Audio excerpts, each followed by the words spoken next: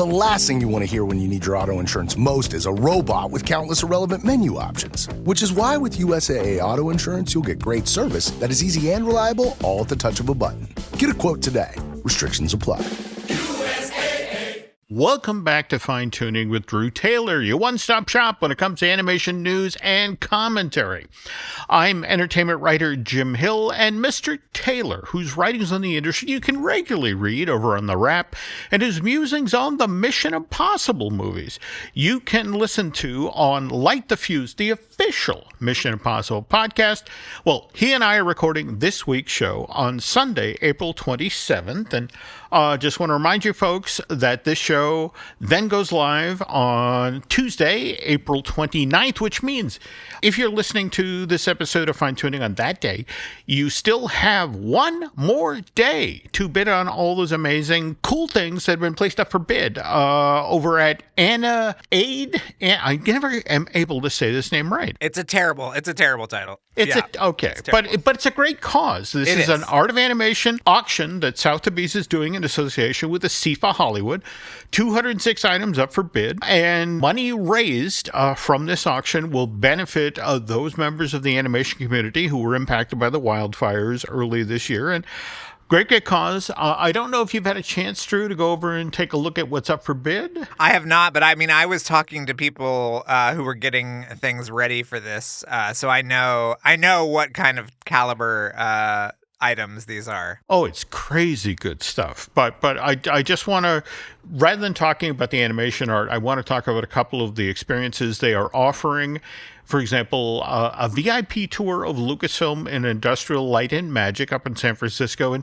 And you've managed to get there, right, Drew? Yes, I was actually there for the press day for Rogue One, speaking of Andor. Oh. So we went up to the actual ranch to watch footage, and then the next day the interviews were held at ILM. We did the whole tour, saw a lot of great artifacts, including stuff from Mission Impossible. So we saw the helicopters from Mission Impossible 3 and things like that. So yeah, that would be something that if you have never been, I would bid on for sure. Very cool. I have yet to do that. And again, if I'd won the lottery yesterday, which I didn't, I'd go to after that. Now, on the other hand, they are also offering a personal tour of Disney's ARL. That's the Animation Research Library. And you've done that one as well, Drew, right? I have. Yeah, that's a really interesting one because that is so closed off from the public, as you know, Jim. No, that is Disney Animation's equivalent of Fort Knox. I mean, I was lucky enough. Fox Carney gave me a tour a couple of years back. And it's absolutely amazing. But at the same time, I think you and I have both been sworn to secrecy about where this is located, nondescript building. Yeah, I will say that working in the general area and not even knowing it was there was very interesting. I agree. Yes. I agree. And then the other one worth noting for those of you who want to not just watch a movie, but be in a movie, Sony Pictures Animation is offering the opportunity to voice a character in their upcoming film, Goat. So again, any of this appeals to you, head on over to, again, Animade. Terrible name. Terrible. But again, great cause, and please help out, folks. I mentioned that at the top because, again, Drew and I sometimes get to do some cool things. And speaking of which, just this past weekend, Mr. Taylor got to experience the very first weekend of FanFest at Universal Studios Hollywood. And later on in today's show, Drew will talk about some of the animation-related stuff that he got to see at this after-hours hard ticket, plus the event in general. Really want to hear about that. But again, just a reminder, tomorrow, last day, April 30th. So get in your bids. Good cause. All right.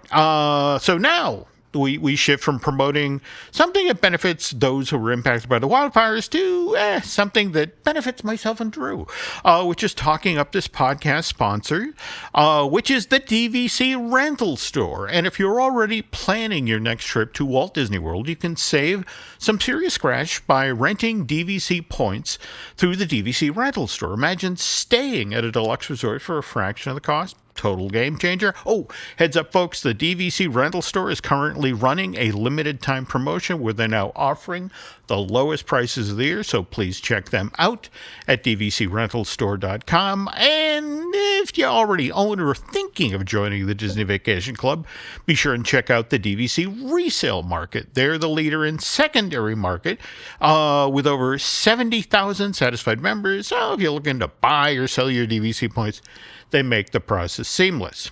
Okay, back to the show. We now pivot to taking a quick look at this past weekend's domestic box office. Sinners showed surprising staying power, don't you think? Yes. Yeah, one of the lowest drops for a major studio movie ever. Pretty amazing. Yeah, I want to point out that I think it was just on last week's show, we were talking about how studios have just come to accept that the step down in box office from weekend one to weekend two, that at this point, they hope for, what is it, a 45 to 50% drop off. Yeah. That's actually a cause for celebration. But, a lot of folks, it's like, all right, it's going to be at least a 60% fall off. Whereas this weekend with Sinners, it was what? 6%. Yeah, I've heard the actual number might be even higher for the total this weekend. So it could be like closer to 4 or 5%, which is just insane. It's insane. Yeah, you got to think about Michael DeLuca and Pamela Abdy. Yeah. Okay, yep. The co-chairpersons and CEOs of Warner Brothers Motion Picture Group, because it was the tail end of last month, March 2005, where the trades were reporting that David Zaslav, the CEO of Warner Bros. Discovery, was supposedly meeting with possible replacements for these two studio heads, and it feels like there's a resurrection in the offing, Drew. At the very least, a stay of execution, I think. There we go. Sure. And by the way, speaking of resurrections, King of Kings, that animated version of Charles Dickens' Life of the Lord, wound up taking the 6th spot at the domestic box office. This Angel Studios release sold $4 million worth of tickets over its 3rd weekend in North American theaters, which means to date, King of Kings has earned $54.5 million. And it's still out in 3,175 theaters in North America, Drew, which I have to say, I did not expect the weekend after Easter, but evidently only 360 theaters in North America opted out of showing King of Kings after its 2nd week and release, which tells you that there were a lot of exhibitors out there that felt that this animated journey through Jesus' life still had box office potential, some life left in it, so to speak. So insert your own Lazarus joke here. Anyway, from King of Kings, we now pivot to King of the Hill, and especially that upcoming revival of this long-running animated sitcom, which originally aired on Fox from January of 1997 through September of 2009, and out ahead of the return of King of the Hill, which will debut on Hulu sometime later this year. The ATX TV Festival, which is this annual event held in Austin to honor acclaimed television series. Well, on Friday, May 30th, at the Paramount Theater, they're going to shine a spotlight on the original 13 seasons of King of the Hill. And did you see who's coming out for this, Drew? No, I'm assuming our good friend Mike Judge will be there, as he is an Austin resident. But who else?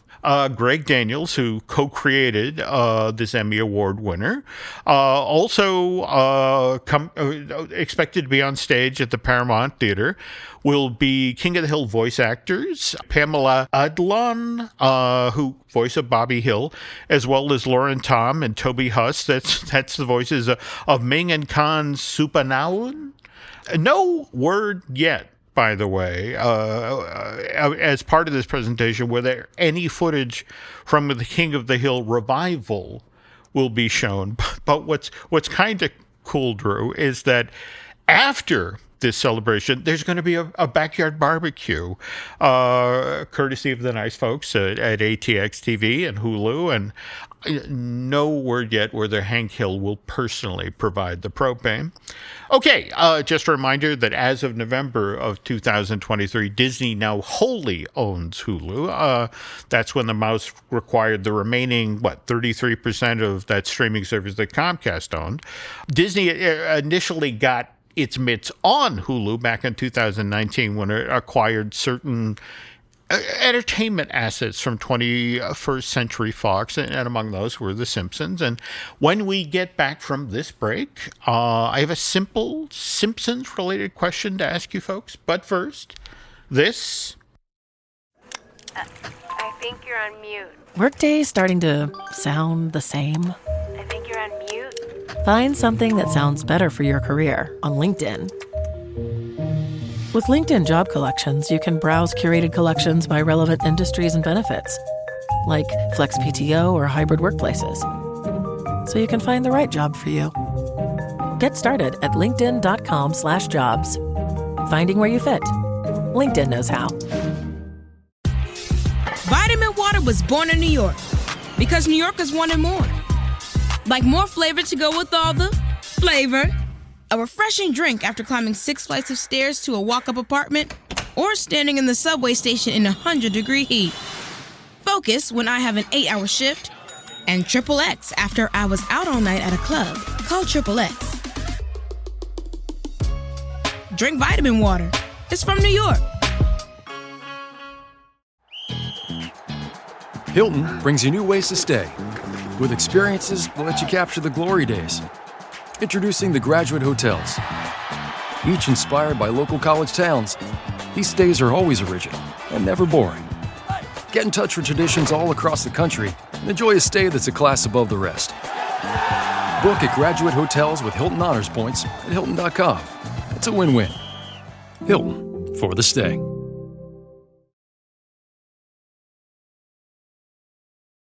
Okay, and we're back. All right, now previously on this podcast, Drew and I have talked about those season 36 episodes of The Simpsons that were only available for viewing over on Disney+. We had the two-parter, Oh, Come On, All Ye Faithful, that debuted on the streaming service back on December 17th of last year, 2024. Then there was The Fast and the Furious, which premiered on Disney Plus on February 12th of this year, 2025. And this past Thursday, April 22nd, Earth Day, the fourth and final exclusive to Disney Plus episode of The Simpsons for season 36, which was entitled Yellow Planet. That was supposed to bow on the streaming service. And all right, so everything I've heard, Drew, is that Yellow Planet was supposed to be a riff on the BBC miniseries Blue Planet, and with the idea that for this episode of season 36, all of the residents of Springfield were supposed to be transformed into animals, and a mockumentary of all those National Geographic specials we all grew up watching, complete with earnest off-screen English narrator. But here's the thing, Drew. I have been trying for the better part of 4 days now, and I cannot get Yellow Planet to play. The banner promoting this Disney Plus exclusive episode of season 36 of The Simpsons right at the top of the page of the subscription streaming service, but when I click on it, I'm then directed to this page that gives me my choice of any episode from season 1 of The Simpsons. And what's weird here is if I click on anything else that's supposed to have premiered this week over on Disney Plus, like, for example, the first 3 episodes of season 2 of Andor, they start up no problem. Whereas Yellow Planet, click on that banner, and once again, I can watch anything I want from season 1 of The Simpsons. So did you have this problem? Have you seen this thing? I had this problem with the last one. Whichever one that was called, not the Christmas one, but the one after that. Okay, Fast and Furious. Okay. Yes, I still have never seen it because I ran into the same issue. Wow. I have the combined Disney Plus, ESPN, Hulu app, and yeah, I could just never I could never figure it out. So yes, I echo this question to our listeners that Jim has. All right. Interesting. Okay. Because again, it seems odd, especially with something deliberately timed for Earth Day. It's like you'd think somebody at that end was, and it works, right? Like we're doing all the press releases and sending the images out. Maybe someone should check and see if it works. By the way, speaking of Disney, if you happen to be headed to Spain next month, well, you might want to check out Whimsy and Wonder, which is this tribute to all of the female talent that works or has worked at Walt Disney Animation Studios. This is going to be presented May 7th through the 10th at the Grand Can Area at Animeo, which I like that better than Animade. By the way, this is Spain's only Oscar-qualifying animation festival. And as you might expect, this exhibition will shine a spotlight on Disney legend Mary Blair. But what's great about Whimsy and Wonder is it would also pay tribute to contemporary female artists who have made huge contributions to recent Disney animated films. We're talking about people like Lisa Keene and Brittany Lee and Lorelei Bove and Josie Trinidad. So again, like that those folks are getting a little love and a little attention right now. However, if we jump ahead to June, that's when Annécy will be happening from June 8th through the 14th. And Drew, do we know? Are we going?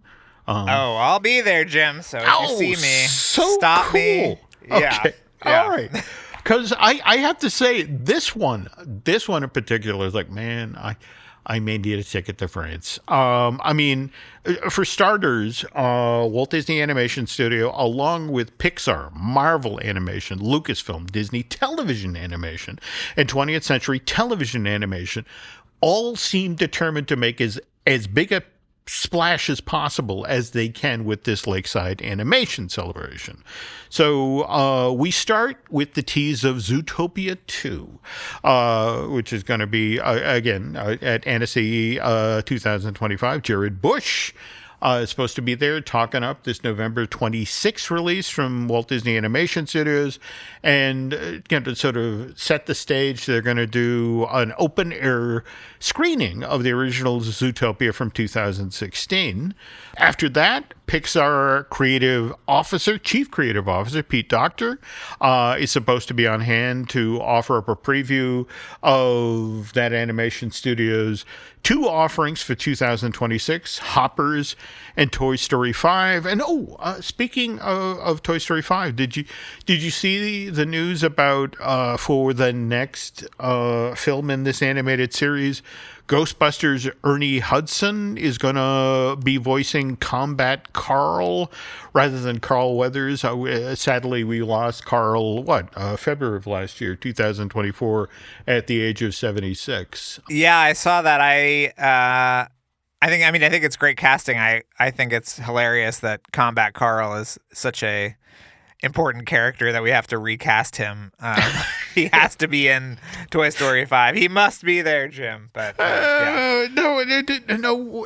Correct me if I'm wrong. Combat Carl didn't officially come in till the Toy Story of Terror thing? Correct, Jim. Yeah. Good. Yes. Yeah. He was referenced before. I think he was referenced in the original Toy Story, but yeah, he did not make his appearance. Yeah. Isn't that the thing they're looking out the window from Andy's room Sid does some very nasty things to Combat Carl. Yeah. There we go. Okay. Anyway, back to this year's Annecy, and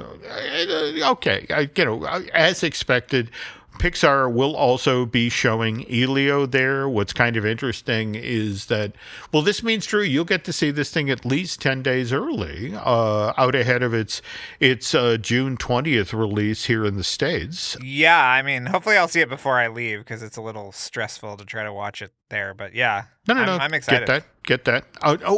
Speaking of Pete Docter, while he's over in France, he's going to be inducted into Annécy's Walk of Fame along with Disney legend Ron Clements. And by the way, I want to remind you folks that Ron's memoir, Making Disney Magic from a Mermaid to Moana, Tales of a Disney Animation Director, is being published later this year by Disney Editions Deluxe. That said, Drew, this 496-page hardcover was originally supposed to hit store shelves on October 21st of this year. However, if you head on over to Amazon, that date has now been pushed back to December 16th. And the reason, nothing to do with Ron Clements or Disney Editions. It has everything to do with the tariffs and what's going on with the container ships that are coming from China. And just a warning, folks, unless this issue gets cleared up very, very soon, we should expect to see a lot of stuff delayed as we head into the summer and the fall. I know it. I know that all too well. I hope that his book, Jim, is as insightful as Don Bluth's, and we get to learn about his bath time routines as a child. I just... So many questions. This is Drew's polite way of saying that he and I were both profoundly disappointed in Don Bluth's memoirs. I've been waiting for this book for decades. Figured, finally get the story from the guy on the inside about what happened at Disney back in '79 when he walked out the door and took all those animators with him. Nothing.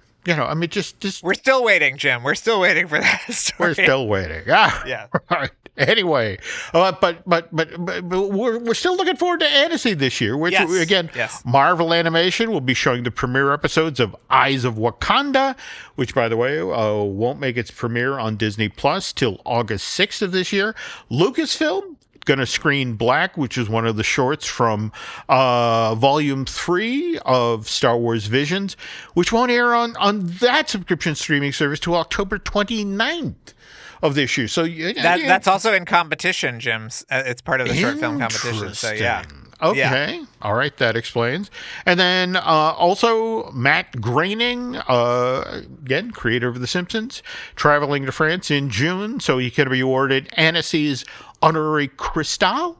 And again, by the way, he's going to be taking part in a lot of panels and signings along with Simpsons producer Matt Selman and David Silverman. So if you get a chance, ask him what happened with Yellow Planet. All right, let's just go to the top with this. I think he'll definitely be the IT guy that you want to. Exactly. He's going to be the guy who knows. And then finally, Disney Television Animation, which, by the way, was founded 40 years ago. December 5th, 1984, so the company could move forward with those classics, The Wuzzles and Adventures of the Gummy Bear. They've also earned a spot at the Annecy table. They're there to tease a brand new show called Dragon Striker, which is supposed to be this magical sports-themed series with an anime flair, or so says the press release. And that sounded...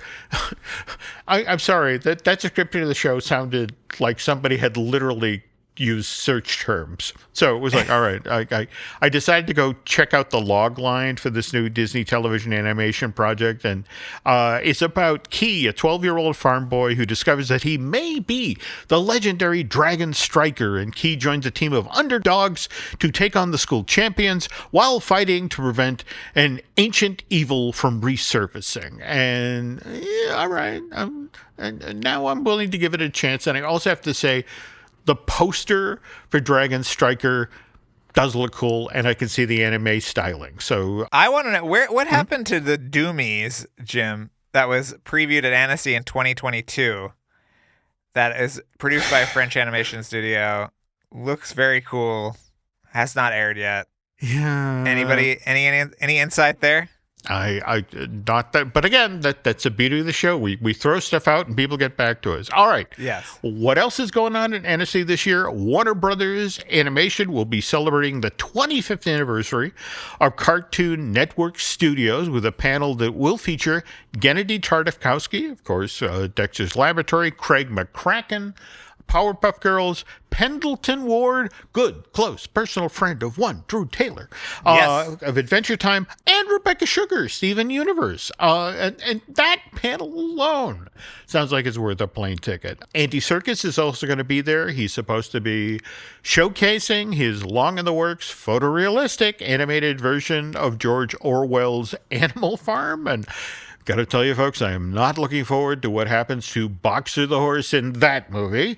Also, worth noting, Andy Serkis's version of Animal Farm is supposed to be shown on Netflix, as is Genndy Tartakovsky's Fixed. And you saw the news last week about Netflix stepped up after. Yes, I have an exclusive interview with Genndy on the Wrap.com, Jim, all about it. Should you want to know more about what happened? Yeah, I have seen Fixed. I loved it so much.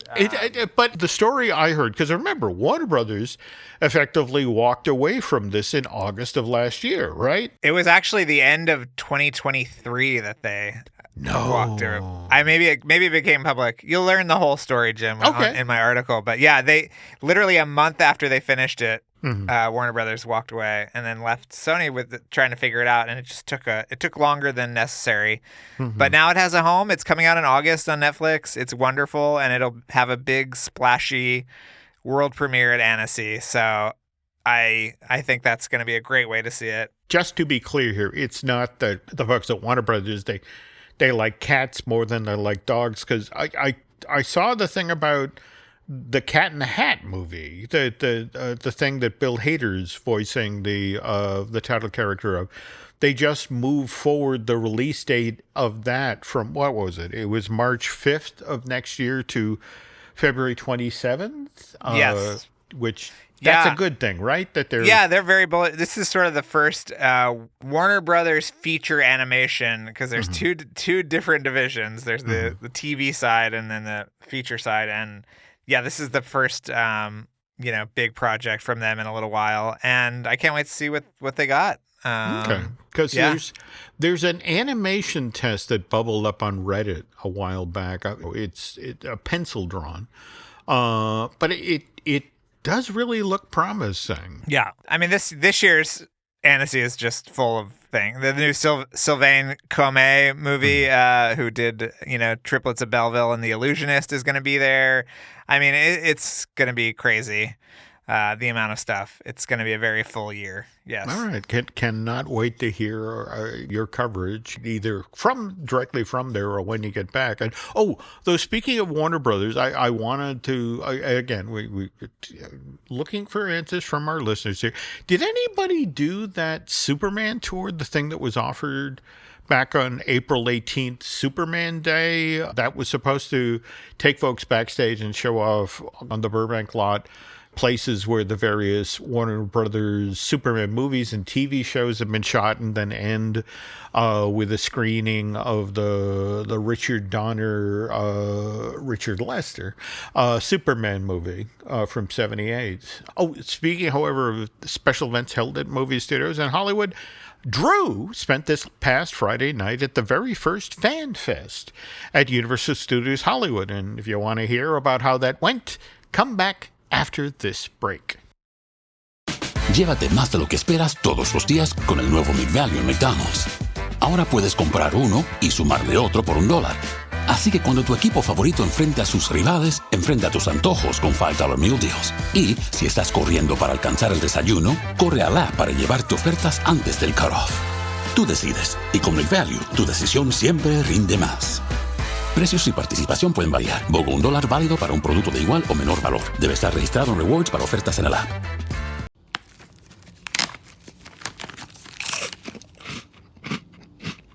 Uh-oh. The last cookie. You can get a new box of cookies in as fast as an hour with Walmart Express Delivery. Are you my guilty self-conscience? No, I'm the voice offering you promo code EXPRESS for free delivery on your first order. Hey, who ate my cookies? You mean, these cookies? Order now. Welcome to your Walmart. Promotion valid for first express delivery order. $50 minimum subject to availability. Restrictions apply. Ryan Reynolds here from Mint Mobile.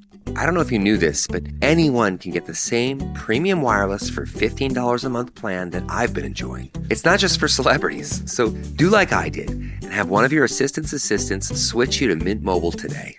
I'm told it's super easy to do at mintmobile.com/switch. Upfront payment of $45 for 3-month plan, equivalent to $15 per month required. Intro rate first 3 months only, then full price plan options available. Taxes and fees extra. See full terms at mintmobile.com.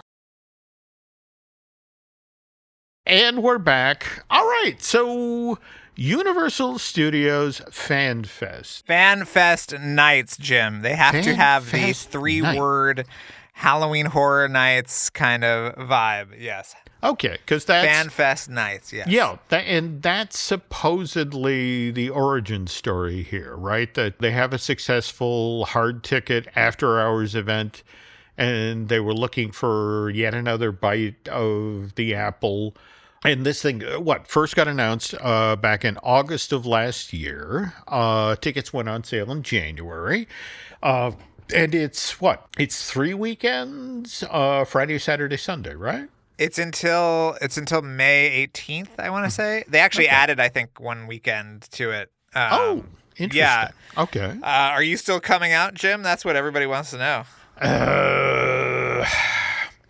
I have tickets. However, Nancy's surgery coupled with the fact that Alice got COVID, I think I'm missing this, which is why there's part of me that's both really eager to hear what you experienced and kind of dreading because I don't know if I'm going to get to this year. So. Well, let me walk for you, Jim. I will. Okay. I will. Yeah, it was really interesting. So I think that when they first announced it last year, you and I probably had the same assumption, which they made it sound like different nights were going to cater to different fandoms. Yes. Right? Yeah. But it's all in one. It's all one event. And it's very interesting because the kind of attractions differ based on the property. Like there are 2 great walkthrough attractions for Star Trek and for Dungeons and Dragons. Okay. And then there are things like a kind of Yoshi egg hunt inside of Super Nintendo Land. This is very reminiscent of the Remy, what is it called, Jim? Hide and Squeak in Epcot. There we go. Yeah, where you look for eggs, and then at the end of it, you get to meet a blue Yoshi, which is an exclusive meet and greet that you only get to do if you complete this Easter egg hunt thing. And then there's like new creatures walking around in the Wizarding World, which are from the Japanese park, I believe. And then there are the kind of big ticket thing is the Hill Valley experience. Yeah, what's been interesting is that really blew up social media. In fact, I want to say, was it a cast member or team member preview on Thursday night of that? Yes. I really liked that. I don't think it works quite as well as some have made it out to be. Guy Selga was there, I think, the night after me, and he absolutely adored it. I found it to be a little bit hard to follow the kind of storyline. Like, it's sort of a 45-minute experience where you see him come in, and there's like singing guys at the auto shop, and then he walks around, and all the characters from the movie are there kind of interacting with people. And it was a little tough to follow the quote unquote storyline, especially as they are being interrupted by nerds dressed as Marty McFly, but it's really cool to be on the grounds where it happened. I mean, you and I know this is the 3rd or 4th time they've had to rebuild that courthouse because of various precariously timed fires that have swept through the back lot. But okay, yeah, it was really cool. And then there are 2 anime things, which I know you were excited about, Jim. Well, yeah, the One Piece thing that was I just found out recently, I guess, is on the upper lot by the old DreamWorks theater, right? Or yes, okay. And that is just a meet and greet. But judging by the amount of straw hats I saw, it was one of the most attended things. Yeah. Okay. And then there is the Jujutsu Kaisen movie, which is actually in the DreamWorks theater and is actually from the Japanese park. It was what took over T2 3D. And there are some weird things about it because you don't get the 3D glasses. It's a traditionally animated show that is in CG for the theater experience, but you don't have the 3D glasses, so you don't really get the 3D effect. And also the theater for T2 3D is much different than the DreamWorks theater. It was there were a lot of characters sort of towards the bottom of the screen, which are hard to see if you are back too far. And the plot, I've never seen the show, but it was absolutely incomprehensible. But I did enjoy being able to see something directly from Universal Studios Japan, including references to other Universal Studios Japan attractions and things like that, was pretty neat to get to see here. And it was hugely popular. So that's, I have to admit, what fascinated me about FanFest Nights coming east, so to speak, because that's the thing. They have been doing these sorts of short-lived fan events over at Universal Studios Japan. In fact, there was one particularly about I'm blanking the name. It was the Godzilla before Godzilla Zero. Shin Godzilla. Yeah, the really out there, edgy Godzilla. And the notion was they created a film to be shown in the very same theater where that was the Godzilla that came up out of Tokyo Harbor and then wrecked the theme park. And in fact, because they actually sold merch of this, they had, I guess the film ends with Shin Godzilla with the Universal globe from the front of the park in his mouth. Oh, I love that. But yeah, and then, on your way out, you could buy the limited merch. But yeah, this was an idea that started over there. And what's interesting, as you mentioned, for example, the stuff that the new creatures that have been introduced for Universal Studios Japan for their Wizarding World. What's kind of intriguing is some of this stuff evidently also shows up in Epic Universe, in Ministry of Magic.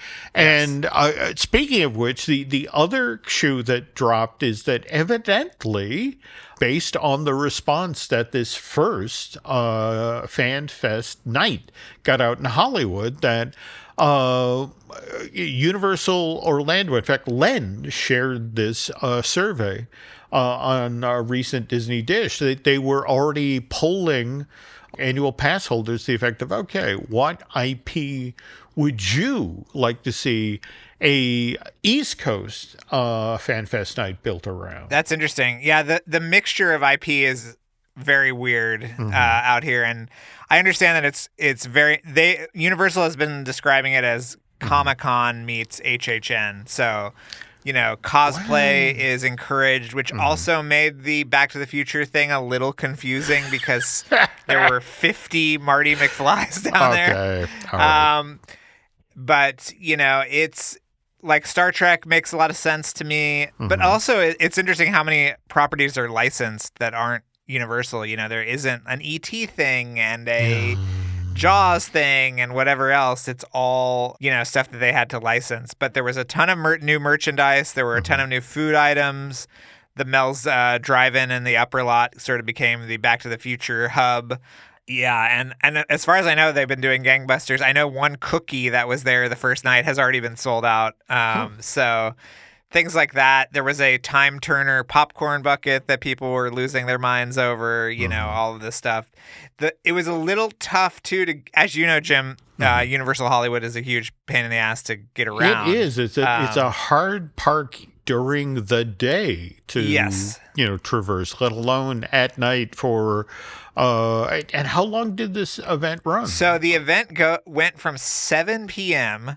to 2 a.m., which is crazy. We left at about 10:30, and we had done almost everything. We didn't do the Yoshi thing because it was just, the line was going out the pipe to go into Super Nintendo World. So that shows you how much interest there was for Yoshi stuff. And then, I mean, to me, if you get it on a kind of slower night, I had heard that towards the end of the night that you were just kind of walking through the Dungeons and Dragons thing almost on your own, as well as the Star Trek thing, which were the two big draws for me. And if you pay $70 and all the rides are open too, like you could get walk on to Bowser's Challenge and other things. So wow, yeah, I mean it's not a bad deal, especially if you have the fortitude to stay there until 2 a.m., which Old Man Taylor did not.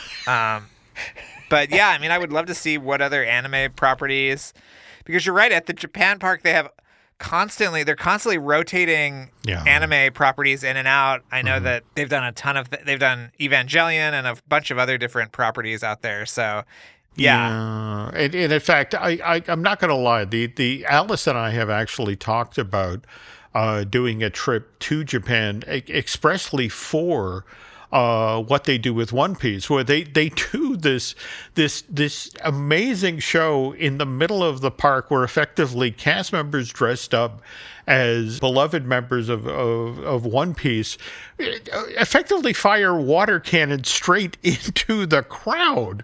I mean, it's just the idea that these cartoon characters that you love are getting you soaked, and you're there expressly for this experience. And it was just sort of like, okay, could never do this in the States. I want to see this in person. So, no, you would love that one of the One Piece characters too, Jim, was smoking a cigarette, which I was like, this is amazing. Wow. Because this would never, Cruella de Vil's cigarette holder is replaced by a lollipop or whatever. But yeah, it was pretty funny. It's so funny you mentioned that. I forget who I was reading just today. It was talking about Mark Davis. And they brought their copy of remember there was that storybook done of Chanticleer from yes. And the thing is that they brought their copy of Chanticleer, which again had all of Mark's concept art from that never-made animated film in it.